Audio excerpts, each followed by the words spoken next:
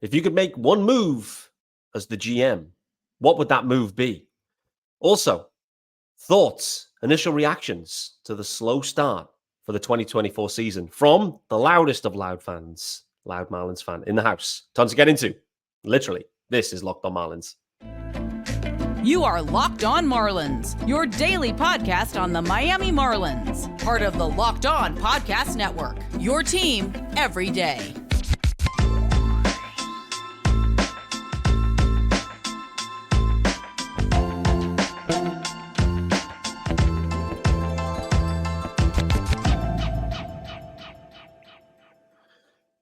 Greetings from England and welcome to Locked On Marlins. It's your daily Marlins pod. I'm your host, of course, Peter Pratt. Hit me up at Miami Marlins _ UK on X, not on Facebook, by the way, guys. You know that by now. This is your team every day, and thanks for making Locked On Marlins your first listen. Happy Friday. Happy Friday to everyone. Hope everyone is feeling fresh and feeling good, and there's a Bravo series on deck. I always feel extra spice when the Bravos are in town. You never know what can happen. And there's always eyeballs on that first pitch of the game when you know who is in the batter's box. Tons to get into here. Don't forget, guys, there's a YouTube channel. Hit subscribe on the YouTube channel. Particularly join me on the comments. What I would say, since this season has got going, the comment section of YouTube is absolutely humming. It is on fire in there. So make sure you're in there commenting on this episode and all of the stuff associated with this Marlins season. This episode is sponsored by our good friends over at FanDuel. You can make every moment more. Right now, new customers get $150 in bonus bets, guaranteed. That's $150, win or lose. Just visit FanDuel.com/lockedon to get started. Delighted to welcome back in the house, good friend of the show, Chase Blake, the loud Marlins fan / loud Miami fan for marketing purposes. How we doing, brother? We're doing great, Peter. It was a night of no losses last night for Miami. We could wake up today on Friday and celebrate that. We're coming into a homestand. Let's get louder and let's get this show on the road. Let's go. No pain last night. It has been a tricky start for the Fish, and I'm gonna, ask you about your early reflections on the year. What's gone well? What you changed? Those kind of topics.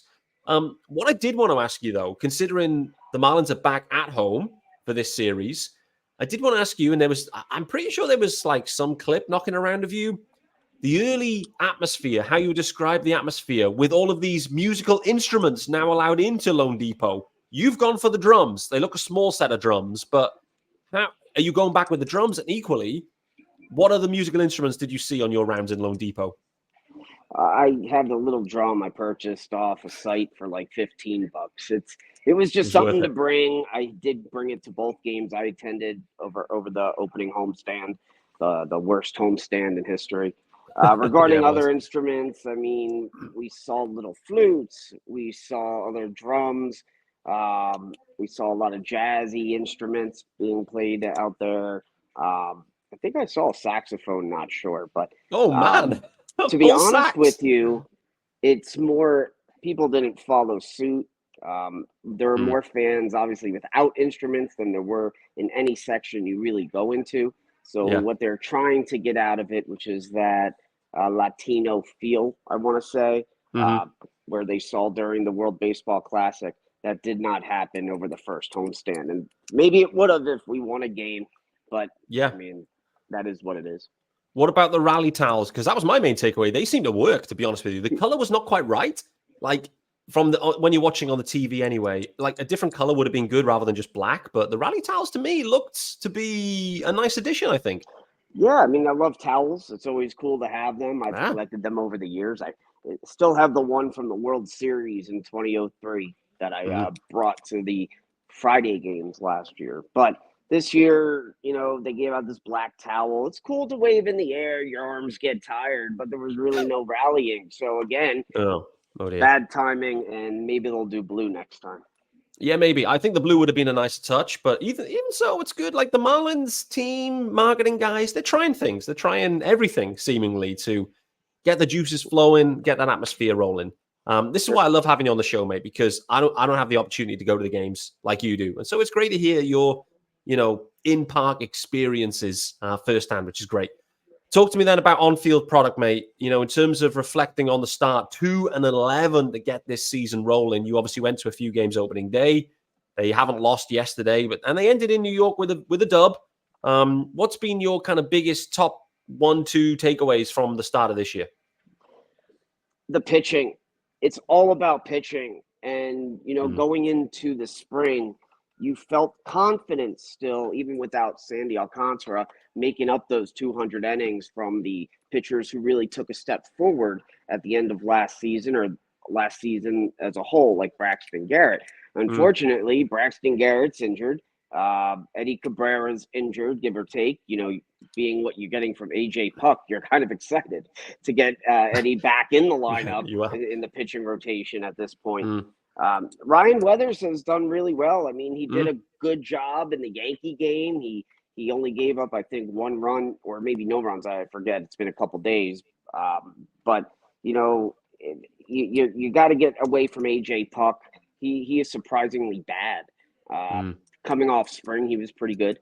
If you look at Jesus Luzardo, he's supposed to be the ace, but he's not acting like the ace that we're used to. We're used to a Sandy who goes 8 innings on a bad day, 7 1/3 on a bad day, and Jesus Luzardo's having trouble making it out of 5 or 6 or into 6. I think he went 5.1 in his second start, and then the Yankees start.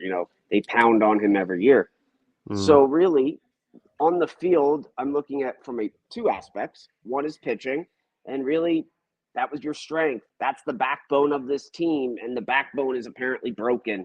Hopefully, it gets surgically repaired with some screws and nails or something with the 2 of 3 pitchers coming back. Wishing Yuri the best, of course, as he goes to Tommy John. Now, there's the other side of it, Peter, and the other side is the bats. There's a few things that I want to point out that I'm a little bit irritated about. It's the same for mostly all the fans. But my first is I don't like the rotation of the lineup. I believe on any given day you put out your best 9 bats, not analytically lefty versus lefty, righty versus lefty. Put your best, strongest bats out and hope they perform. Unfortunately, we've had about 12 games now, or 13 games, and the lineup has been different for almost every game. Of course, you bring in Emmanuel Rivera, and he's looked okay. At least defensively, he looks really good. At the plate, I think he has 1 or 2 hits. But overall, the Jesus Luzardo, I'm going to walk around here because my dogs are barking at the lawn people. Horrible timing, Pete. But, I'll come over here for a second. You may see women's clothing or something, but we'll stand for the remainder of the show. For those watching on YouTube, it's great for you to see what I just did on short notice. No, but overall, you have the bats changing. You have the rotation of Abisail Garcia, who, he has a home run this year, a couple singles. Congratulations. But you're hitting into double plays, striking out, bouncing out when there's no one on. And the other complaint I have, other than the switching of the players and Abisail, is, of course, Brujan, who doesn't look to be a major leaguer. And the catchers, man, you thought you upgraded a little bit by getting Christian Bethancourt, who, according to Fish on First, I listen as closely as possible. When he was on the Rays last year, he was on base 25% of the time. He's not doing that here, unfortunately. So long-winded answer to that question. How am I feeling about the on the field? When it comes to pitching, you're hurting. You're bleeding. But that's about to be patched up, hopefully. But on a good day, and I say this with all respect to every player who I care about in our insignia, on a good day, Skip is putting out 7 major league bats. On a good day, most of the time it's 6. On a good day, he's putting out 7, and the other 2 are automatic outs for the most part at the bottom of the lineup. And that's hurting. Boy. That's hurting. Do you think this offense is better than last year's? Yes. Yes. They have the potential to be better than last year. I mean, look at Jake Berger. Jake Berger hasn't lost a step from where he left off last year. And he's, I think, not a surprise to me. I've invested about $500 in banking Jake Berger autographed cards off eBay. Hopefully I make that money back. I think you contact will. me if you're interested. But he's he's doing really well, and he is probably the most consistent bat. But he's hitting into some double plays as well. Jazz hasn't gotten off to the hot start that we know he can. No doubt that he's going to start to heat up. Josh Bell, he's kind of reverted back to first half season Josh Bell, but hopefully he heats up. DLC, he's also consistent, and for those who say he can't play outfield, he's made a couple errors. I blame them on shadows. I didn't get to talk to you about that one, but I'm one of those who blame the light in his face, right? Blame the sun. No, but from a batting standpoint, he has been on base getting a hit. I think 11 of the 13 games, if not 12. I forget if he got a hit last night. But DLC has been a surprise. It's just, yes, we're a better batting team than opening day lineup last year. Are we missing Soler? I think he only has 1 home run this season, so I'm going to assume no, maybe 2. But no, I don't miss Soler because he was a strikeout or a home run guy. And I think Jake Berger is making up for that as expected. But Brujan at the bottom of that lineup, he can't hit, and our catchers can't hit. And like you, I'm a little upset. I'm happy they got Emmanuel Rivera. I think that was a smart baseball move. But I'm a little upset that they didn't get Joey Bart. It made a ton of sense to me, Joey Bart. I mean, yeah, I mean, we'll see how it plays out. I mean, it's always the way it works, right? You talk about a player, his past profile, the club control, all of those aspects that seem to fit the profile for the Fish. He then rocks up to Pittsburgh and hits a home run in his first at bat. And you're like, oh, okay. And so, let's give it a few more at bats to work out, like, what is Joey Bart at this point. But I'm with you, though. The pitching's been the problem. There is definitely some black holes in this offense. Brujan, I think there's some serious question marks over whether there's a big league player there at this point, to be honest with you. And so I'm very intrigued to see how long a leash he gets. Christian Bethancourt still hitless for the Marlins. So again, pressure will continue to build. Like, we hope he releases that pressure. I don't think Brujan's had a hit either. He's had a walk or 2, but yeah, Brujan, no hits. So pressure on those guys, obviously. And to your point, they're rotating these lineups linked very heavily to handedness of the pitcher. So, they've got this platoon situation going, which isn't a surprise, by the way. Like that's the Bendix way. That's the Rays way. Like, that's just what we expected. I think the problem is with that approach, if you don't have a super strong roster built for that requirement, then you end up in certain days where you've got some significant black holes at the bottom of the order, which is not optimal. So, yeah. I mean, look how they looked on, I think it was Monday night in New York versus the pitcher who's from South Florida. Cortez. Cortez. I think there were 2 hit that game. It was a shutout game. And, of course, De La Cruz got one of those hits, continuing his hit streak. I think he had both. I think De La Cruz got both hits. I think everyone else was hitless. So De La Clutch, man. And Wednesday, he was De La Catch. Made some good plays in that outfield, but was that the day before? It all runs together at this point. Yeah, it does. It does. Yeah. All right. Well, let's hit the ads, and then I want to talk to you about the off the field news, actually, which has again been a sizable story to do with the Marlins here. Only in the first week and a half, we've already got huge stories popping up everywhere. So we're going to do that, carry on this conversation about Skip, and then after the second ad, I want to play GM. I want Chase to step into the vacant GM role. It is vacant still. And let me know what his one move would be if indeed he was in that spot right now. But before we do that, let's get into our first ad, and it's our good friends over at Ibotta. Yes, sir. All right. Mr. Producer, hit the Ibotta graphics. There you go. This is all working perfectly. All right. Spring has sprung, and that means spring cleaning. Whether that means stocking up on cleaning supplies or swapping out your winter clothes for new spring clothes, make sure you're using Ibotta and get real cash back with every purchase. Spring is here, so it's out with the old and in with the new, but don't splurge on anything without getting cash back in return when you use Ibotta. This spring, flowers won't be the only thing that you're growing. Love this ad, by the way. When you use Ibotta, you can watch your cash back grow with every purchase you make. Ibotta, it's a free app, and it gives you the most cash back every time you shop on hundreds of items from groceries to beauty supplies to toys, so you can make sure you're beating inflation no matter what you're purchasing. The average Ibotta user earns $256 per year. That could cover the cost of an entire shopping trip, that flight you've been eyeing, or the fancy dinner you've been craving.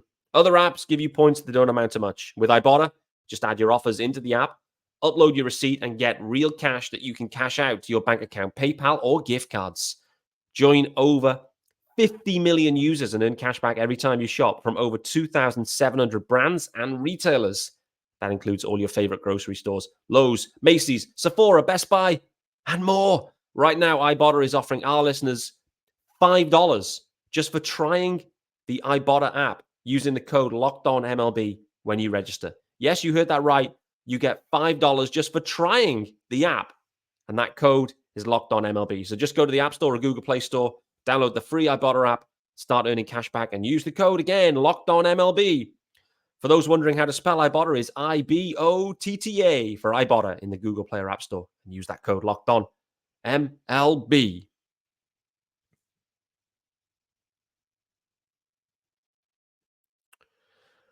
All right, absolutely smashed that ad, by the way. And you're back here with me, Peter Pratt, and Loud Marlins fan Chase is in the house. We have looked back on the start thus far. Sluggish pitching, some frustrating offensive output, and maybe some frustrations with the platoon situation. Let's segue to off the field. The news breaks, interesting timing, and the news breaking, considering this happened in the offseason, in the winter. But the news breaks that the Marlins have voided their team option on Skip Schumacher. And according to reports in the Herald, this was due to a disagreement, it seems, on Kim Ang exiting the organization. That was her choice, by the way. But it was due to the vision that Bruce Sherman was sharing with Kim. She wanted out, and basically so did Skip. And Bruce Sherman voids that team option. He will become a free agent this offseason. For those that have called it out, yes, he could still re-sign with the Marlins. I think the percentages of that are 5% or less, to be honest with you. Chase, give me your reaction to this Skip Schumacher news and what you think it means for the club this year and beyond. Skip was signed to a very strange contract with us. It's very rare that a player, or in this case, a manager, gets a 2-year manager deal. It wasn't like a Don Mattingly extension type deal. This is your first contract as a major league manager. And this is nothing to do with the Craig Counsell type of, he's made it possible for managers to get paid more.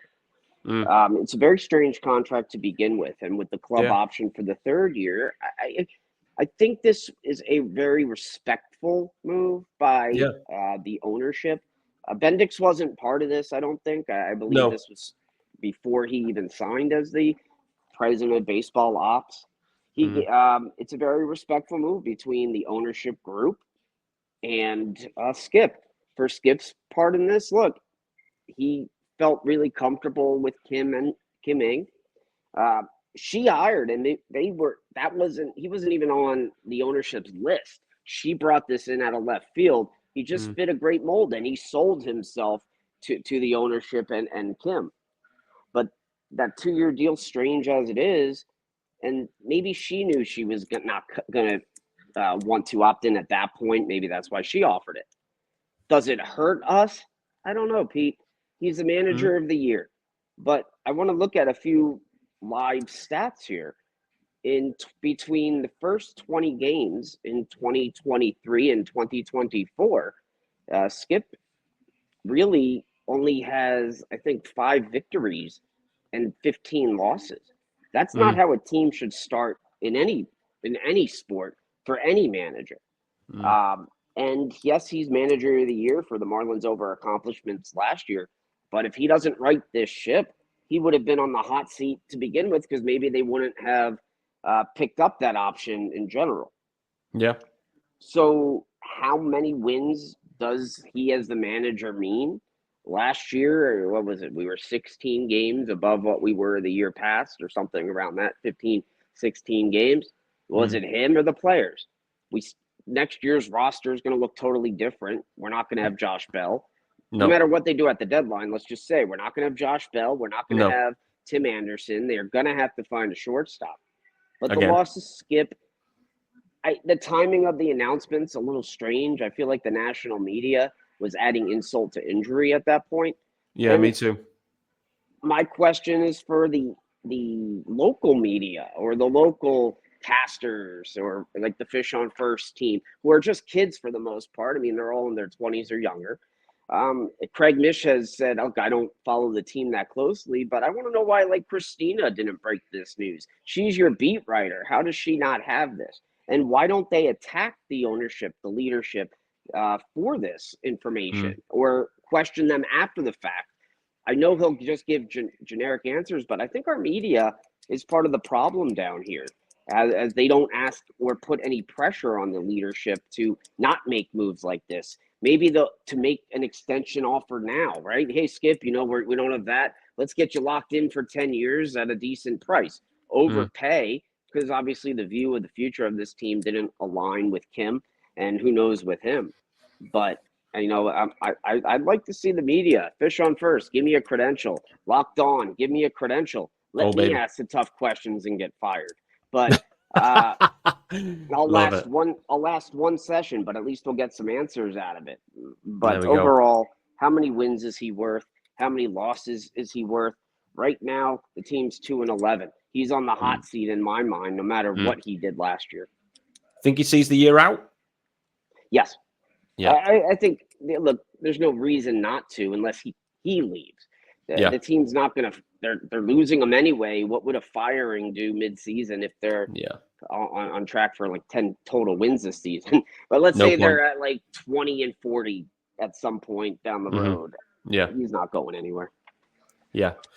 Yeah, no, I agree. There's no unless something drastically breaks down, which I don't assume it will. Like, Skip's a pro's pro. Like, that's who he was as a player. That's how he is as a manager. And so I don't see that eventuality unless, there's a specific need. I think you make a really interesting point around the timing of this release and the information, and the fact that it was 9 games in and Bob Nightingale is releasing this information. I think that's a really bizarre situation, considering, to your point, Bob Nightingale, like, how long has Bob been sat on this information? Like, is the gut feel here that Bob has known this for some time, because this happened months ago, and he's basically just waiting for the right moment to release it, to give it the biggest impact. Like, it feels 0-9. It's like, here we go. It's time to release the Skip news now. Like, it's the national media really attacks Miami worse than any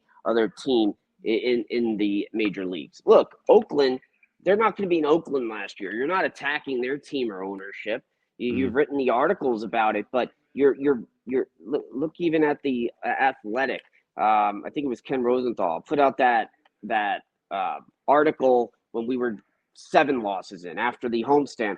Fire sales coming or whatever. Yeah.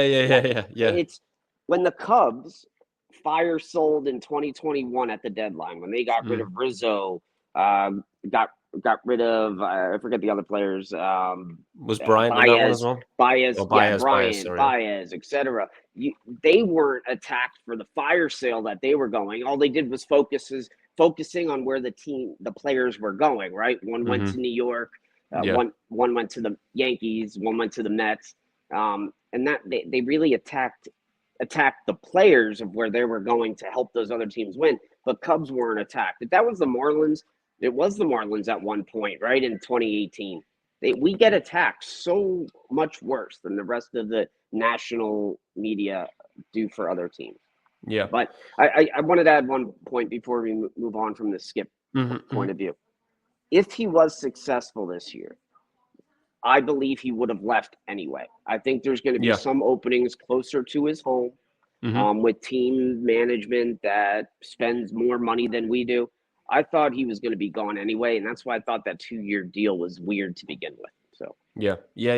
You're right on that. The contract structure. I remember it when it came out, and it felt funky. A 2+1 for your brand new manager. It felt unique in some ways. So it's played out in that way.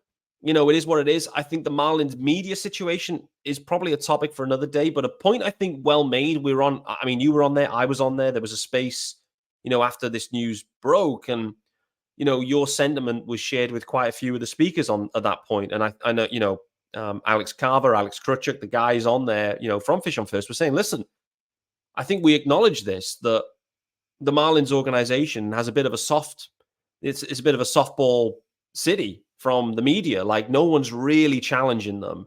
And probably to your point, the reason being, and I've been in the room, so I know how it works too, not face to face, but virtually. And I think there is a little bit of that where, you're protecting yourself almost, really, and you don't want to be fired to the moon and not let back in the room or something. So there is probably an element of that, but even so, I think it's a topic for another day. I just feel that it's weird that Bob Nightingale broke that news. That to me is a strange situation, considering how many people follow this club on a daily basis in the beat, the wider crew, plus Craig Mish too, that is kind of not daily, but is close to it. He's normally the Marlins newsbreaker. So for Craig not to break it, I'm like, man, what's going on? And it's, I don't know the reasons. So good point. Let's flip you into GM mode after the ad, because I want to know from you, we're at this point, 2-11. You're appointed tomorrow as the Marlins GM. What move or moves would you make immediately? What would the first order of business be? Before we do that, let's let you know about our good friends over at FanDuel. And it's playoff time, guys, in the NBA and NHL. Baseball's in full swing as well. And FanDuel is your place to bet on every game. Right now, new customers get $150 in bonus bets, guaranteed. That's $150, win or lose. Bet on everything from slap shots to home runs to slam dunks. All on an app that is safe, secure, and easy to use. What are you waiting for, guys? Visit FanDuel.com/lockedon and make your first bet an automatic win. FanDuel, America's #1 sportsbook. All right, guys, final segment here with me, Peter Pratt, and the Loud Marlins fan, Chase. Chase is now being appointed the Marlins GM. Peter Bendix has picked up the phone. He's received Chase's letter that he's written to him. He's picked up the phone and got him in. You've talked about the pitching. You've talked about the offense. You've talked about Skip.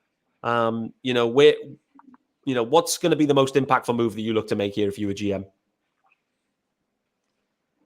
Most impactful move is not involving DFAing, not involving the manager, not involving sending a guy down. My biggest move is I'm extending offering Jazz Chisholm Jr. an extension, a contract worth 7 years, $7 million a year. So you're rolling in. Your first move is to build around Jazz and look to commit to Jazz. Yep. If I can commit to Jazz, I like Nick Gordon. He'll probably be around for a little bit. Tim Anderson may accept a low budget, depending on how the season goes in the future. Yeah. He could be the shortstop here for a couple more years.